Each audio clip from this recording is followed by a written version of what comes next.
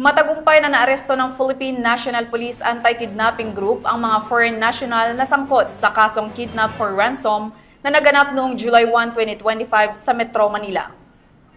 Sa isinagawang press briefing sa Camp Crame, inihayag ni PNP Chief Police General Nicholas Torre III na nasakote ang mga sospek sa isang follow-up operation na isinagawa sa lalawigan ng Batangas.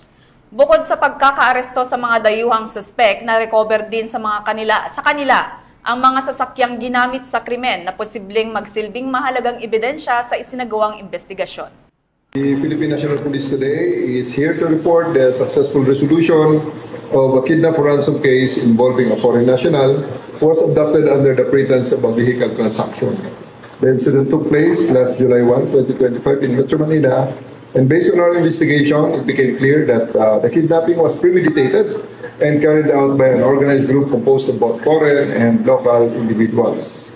The victim, who was assisting a relative in a supposed car sale, met with the individuals who turned out to be the part of the kidnapping operation. And after gaining the victim's trust, they took control of the vehicle and demanded a large sum of money from the family in exchange for the victim's release. Once the incident was reported, the PNP immediately activated our anti-kidnapping action team and launched a coordinated effort with other law enforcement units. Over several days, we conducted surveillance, intelligence build-up, and interagency coordination. And on July 13, after days of negotiation and follow-up operations, our team successfully rescued the victim in Batangas and arrested several suspects. Follow-up operations led to the operation of more individuals in different locations, including Metro Manila and Cavite, and the recovery of multiple vehicles linked to the operation. We are currently preparing the appropriate charges against all those involved, and our initial assessment points to a highly organized group that may also be linked to other similar incidents in the past. This case serves as a strong reminder of the importance of immediate reporting, community cooperation, and sustained vigilance to those who continue to operate criminal enterprises in our country. Know that the PNP is fully committed to tracking you down and holding you accountable.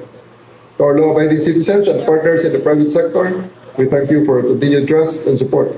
The safety of our communities remains our top priority, and we will remain relentless in our mission to protect. Maliwanag ito na produkto ito ng early reporting. May cooperation kaagad ang biktima, though may mga negotiations na ginawa sila, pero eventually they trusted us and gave us the confidence and support, kaya nagawa namin ito na mahuli talaga itong 12 ang tao natin dito, 12, 6 na foreigners at 6 na Pilipino ang nahuli natin dito.